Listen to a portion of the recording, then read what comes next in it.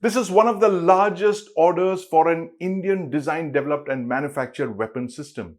The Indian Army is set to order over 4 lakh carbines that are designed by the DRDO and manufactured by Bharat Forge. Now, the Indian Army has been looking for carbines, which are compact, fast-firing weapons to engage the enemy at close ranges. The Army has been looking for weapons like this for 20 years.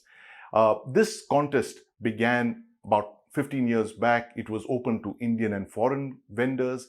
A foreign company finished first, but then about 3 years back, India, under its Atmanirbhar Bharat drive, reopened the contest rather, only to Indian firms in partnership with foreign firms. Now, that is where the DRDO designed, developed and manufactured IDDM weapon, the CQB carbine, comes into the fray.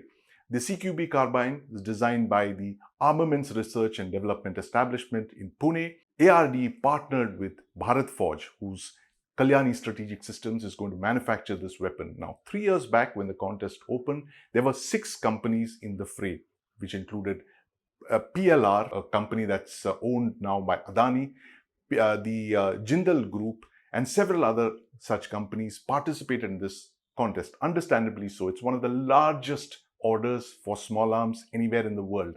4 lakh weapons is almost 500,000 weapons. The CQB carbine finished first in all of the trials. It beat out all of other contenders that were in the fray, the 6 other companies that were in the fray.